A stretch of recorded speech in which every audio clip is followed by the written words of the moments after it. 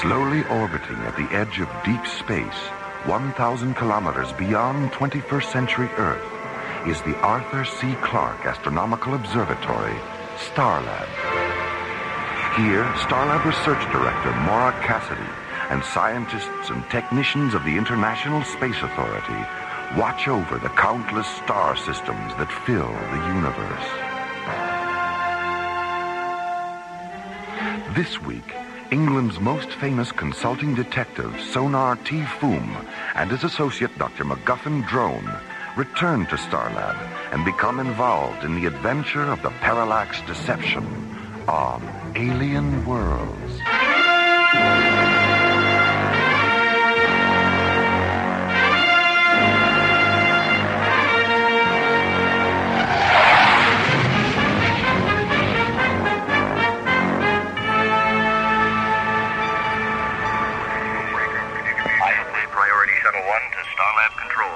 This is Starlab. Go ahead, Shuttle 1. Please stand by for Commissioner White. Jerry, is Maura still on Cronus with Buddy and John? Maura got back this morning, Commissioner. Buddy and John are still there. All right. Well, tell Maura I'm on my way in from Timian 3 with an old friend of hers, Professor Madeline Stoner. Will do. Thanks, Jerry. Here's Captain Lester again. Okay, Starlab. I'm ready to receive docking orbit insertion coordinates. We are 800 kilometers out on approach meridian 690, and our ETA is 7 minutes, 10 seconds.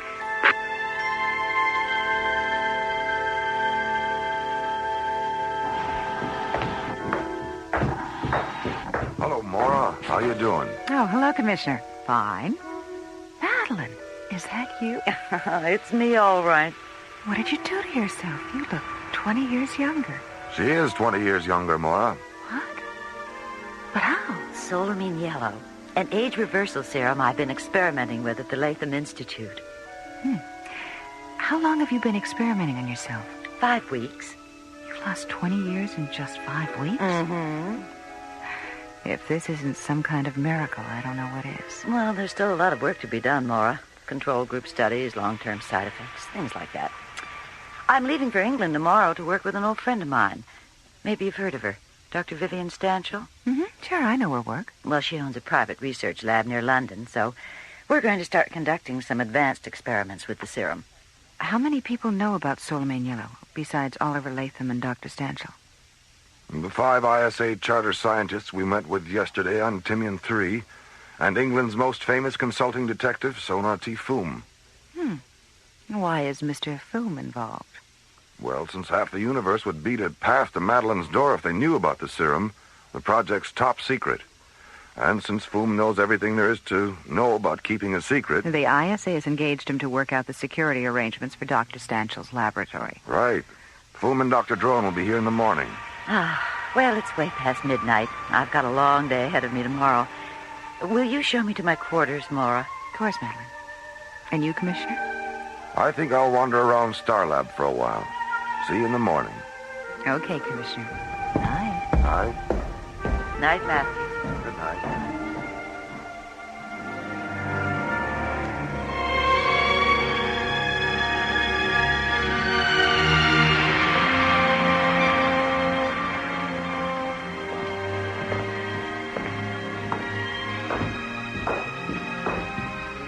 Well, I'll see if Madeline's ready, Commissioner. See you in a few minutes.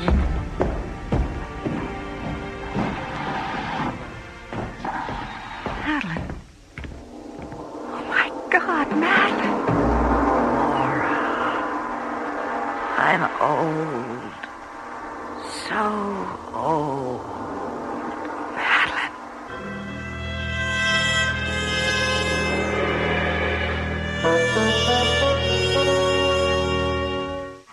Okay, Starlab. I'm ready to receive docking orbit insertion coordinates.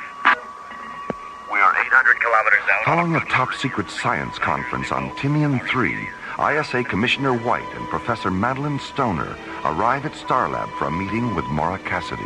Madeline, what did you do to yourself? You look 20 years younger. She is 20 years younger, Maura. What? But how? Solamine yellow. an age reversal serum I've been experimenting with at the Latham Institute. But when Maura enters Madeline's quarters the next morning, she finds her friend lying on the floor, her newfound youth gone, her eyes glazed with age, transformed overnight into a withered old woman. Meanwhile, at a small spaceport near London, England's most famous consulting detective, Sonar T. Foom, and its associate, Dr. MacGuffin Drone, board Foom's multi-atmosphere cruiser, the Bellerophon, and blast off for Starlab.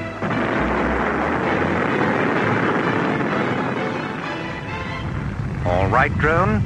Reduce power 30% and ease back on the controls. Yes. Good. Now, stabilize the attitude gyros and engage the autopilot.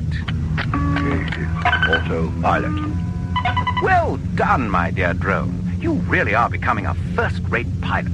Well, by Jove, thank you, Foom. That's quite a compliment coming from you. Yes. Now, let me see. Right. Starlab Control, this is the Bellerophon. Dr. MacGuffin Drone in the driver's seat, Sonar T. Foom at the onboard computer.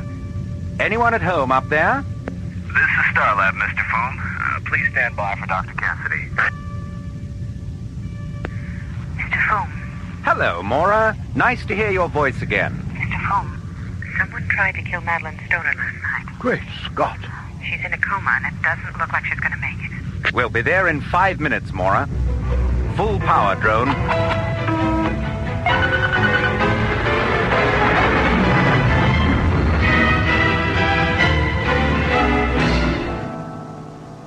We thought at first she'd had some kind of reaction to the serum.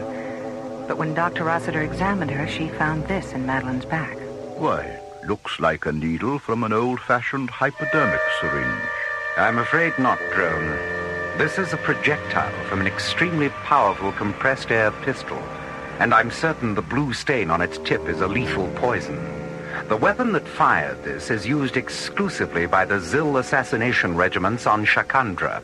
Why would a Zill assassin want to kill Madeline anyway? And how on earth would one of them get aboard Starlab without our knowing it? I mean, my God, Shakandran adults are 8 feet tall. Someone would have noticed him. Where in Professor Stoner's body was this projectile found? In her back, about 3 inches below the base of her skull. The point was embedded in the first cervical vertebrae. It's fortunate the bone prevented it from entering her body completely. Oh? Why do you say that, Foom? This projectile is made of a synthetic metal that is 100% chromic. Chromic? What do you mean? A chromic substance is one that dissolves in the body without a trace, Commissioner. If that projectile had penetrated completely, we'd still be operating under the delusion that Professor Stoner did, in fact, experience a negative solamine yellow reaction. That probably is what the would-be assassin wanted us to think. Yes. Commissioner, do you have a sample of the serum with you? There's a small vial in Madeline's bag. Good. I'll need some laboratory facilities, Maura. Starlab is at your disposal, Mr. Foom. All right, then let's get on with it. We have a lot of work to do.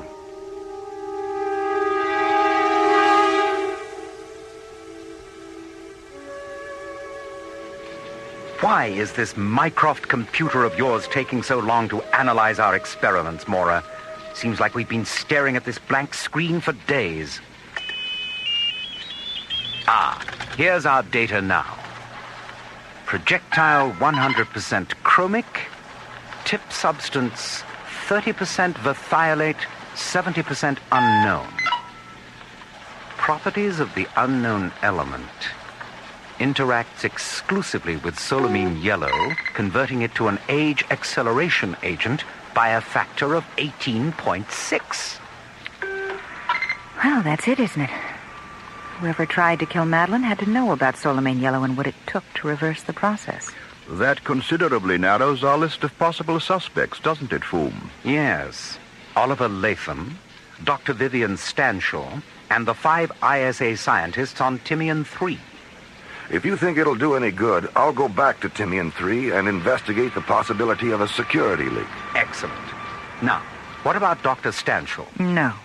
Madeline said they were so close they could practically read each other's minds. They were like sisters. All right, that's good enough for me. Does Oliver Latham know what's happened? Yes, I radioed the Institute just before you docked. Radio him again, Mora, and tell him we're on our way down to have a chat. Okay. Oh, one more thing, Mora. Have Jerry pull the visual scanner tapes of every docking procedure that's occurred here within the past 48 hours. This fiend had to arrive by ship and leave the same way. Perhaps the tapes will disclose something.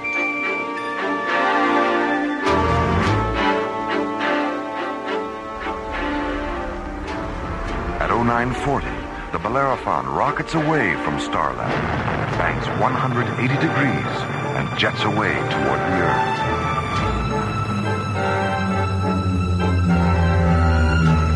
30 minutes later, Foom's powerful ship enters Earth's atmosphere and approaches the Latham Institute, a complex of pearlescent blue domes situated on the Gold Coast of New California. Meanwhile, behind the locked doors of the Institute's executive suite, Oliver Latham sits behind his desk, staring up at the white skeleton-like face of the 8-foot-tall, black-cloaked alien who stands before him. It's the judgment of the Shikandran War Council that you overextended yourself, Latham. I don't care what your War Council thinks, Brack. I'm doing The Council's ultimatum is this. If you cannot deliver the Etrusine you promised, they will terminate the flow of wealth you so desperately need to maintain this complex of yours. You have 10 days. 10 days? There's no way in the world that I can produce 200,000 liters of Etrusine in 10 days. And why not? You produced 200,000 liters of solamine yellow in only 6 days. Well, producing solamine yellow in quantity was easy. It was already developed. Etrusine is still in the experimental stage. Latham, if Etrusine is so experimental, why did it interact so perfectly with the solamine yellow in Professor Stoner's system? Well, I didn't mean that. I meant that process of converting it from a solid to a liquid is experimental. Latham, do you remember how surprised you were when your old friend Jacob Himmler approached you concerning our war with Abraxas? I was more than surprised. I was astonished. I had no idea he was involved with your... Astonished, yes. Now, multiply that astonishment by a factor of 10, and you will know how much you astonish me. Astonish you? How? By the way you confuse an issue in the hope of gaining an advantage. You said Etrusine was experimental. Now you say the conversion process is experimental. Which of the two is it? The process. It's the process. The way your mind works is an embarrassment, Latham. Oh, I see. And the fact that your planet intends to age Abraxas into extinction, I suppose that's logical. Their culture is passive, Latham. Mr. Latham, Dr. Cassidy, Mr. Foom, and Dr. Drone are here. All right. Give me a half a minute. This man Foom could be trouble, Brack. I'll be the judge of that. Let them in. I'll wait in the next room. All right, Miss Fuller. Send them in.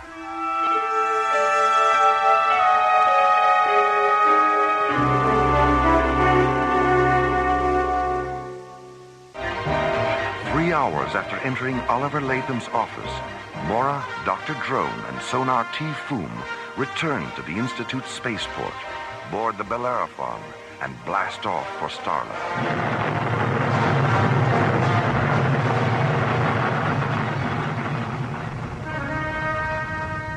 Foom, when you dropped your pipe in Latham's office and then bent down to retrieve it, I noticed you picked something out of the carpet. What was it? Evidence, my dear Drone. Evidence that will send Oliver Latham straight into Jastrow prison for the attempted murder of Madeline Stoner. I don't believe it. Come now, fool. You're pulling my leg. I've never been more serious in my life. But what possible motive could he have? Unimaginable wealth, Mora. A fortune in capricite gemstones, the currency of Shikandra. What makes you think Shikandra has anything to do with this? Elementary, my dear drone. The faint, lingering fragrance of night blossom perfume in Latham's office. Perfume? Yes. The Zil assassins on Shikandra anoint themselves with it as part of a self-purification ritual. All right, let's assume Latham is responsible. How did he get aboard Starlab? And what about the fact that he was in his office from 7 last night until 7 this morning? His door was open. 12 people saw him. Oh, they saw him, all right. The bandage on the palm of his left hand proves that. Bandage? Yes. Full speed ahead, drone. I'm anxious to peruse Jerry's docking bay tapes.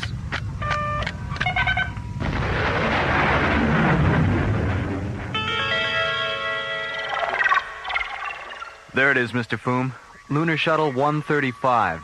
It came in late last night after the pilot radioed he was having trouble with the life support system.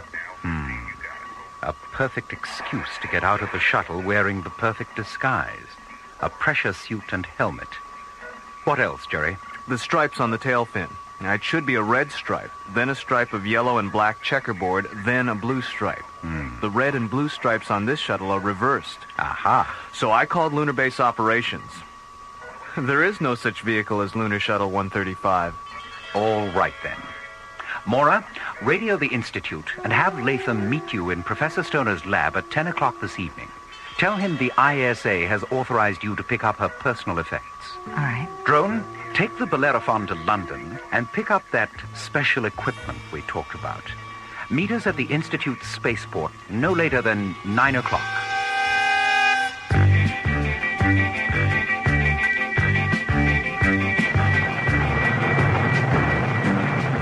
As Dr. Drone banks away from Starlab aboard the Bellerophon, Mora and Foom rocket out of Launch Bay 9 aboard the ISA Interceptor, Atlantis, and jet toward the Gold Coast of New California. I still can't believe Oliver Latham did it. You know my methods, Mora. I never make an accusation I can't prove. And before this night is out, my own evidence will be vindicated by an admission of guilt from Latham himself. Isn't that your scanner alarm, Mora? Yes, we have an unidentified spacecraft at 205. That blue button, Mr. Foom. Let's get a visual. Well, a Shikandran sky raider. The plot thickens, eh, Mora? It certainly does. Activate the laser turrets, Mr. Foom. Those red switches. Tally-ho, Mora. Close, but no cigar. Oops, here he comes again. Not a very good shot, is he? What time is it? 8:30. Oh, gee, it's getting late, isn't it? Well, I better get this over with. Nice shooting, Mora. That's one you owe me, Mr. Foom. One what? One cigar.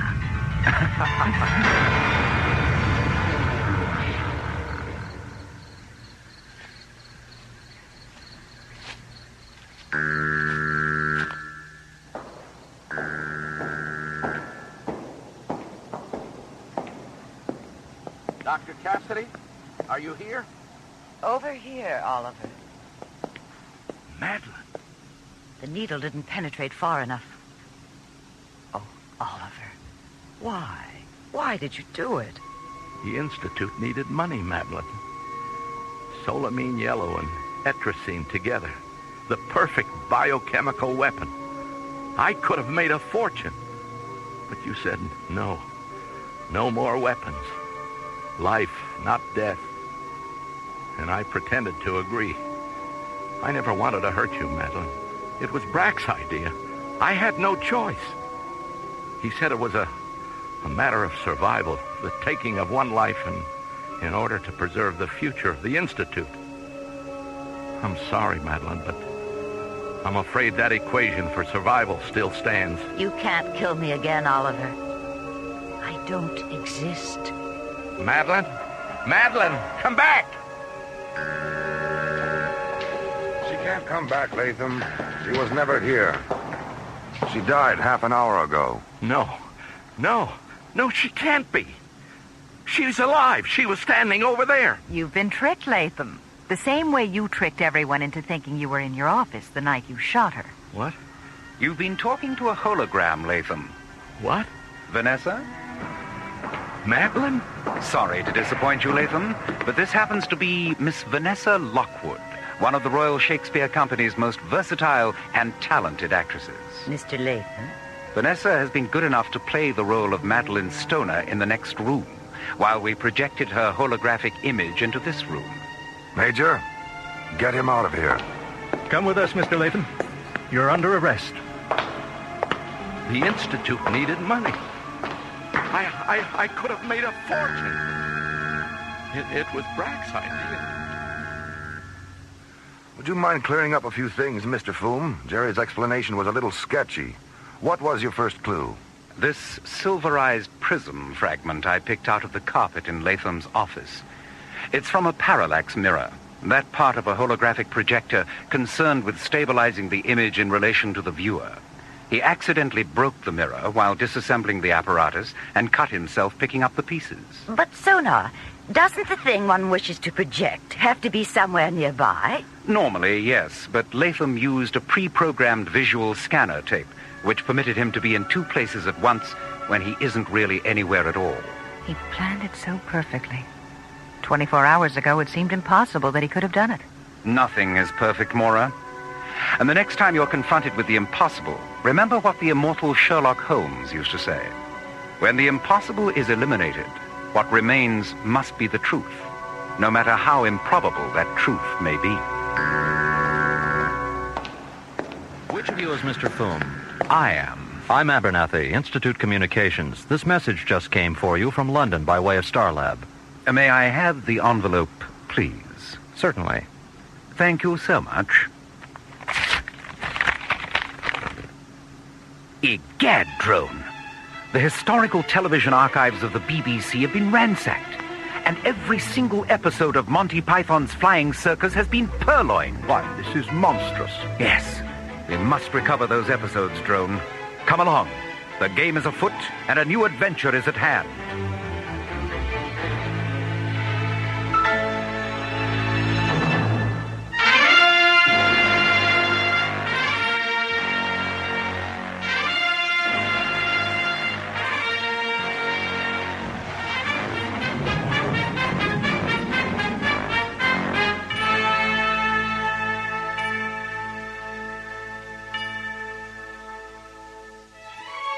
The Adventure of the Parallax Deception was written by Ron Thompson and starred Linda Gary, Roger Dressler, Corey Burton, and the Watermark Players, with special guest stars Philip Clark as Sonar T. Foom, Bernard Fox as MacGuffin Drone, Jesse White as Latham, Irv Immerman as Brack, and Corinne Conley as Madeline Stoner.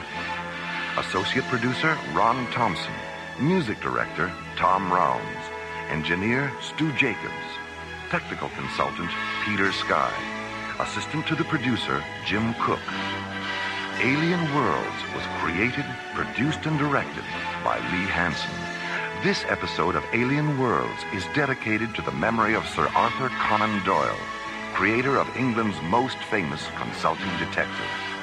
And so until next week, this is Roger Dressler inviting you to join us for a question of conscience from the elsewhere and elsewhen of Alien Worlds.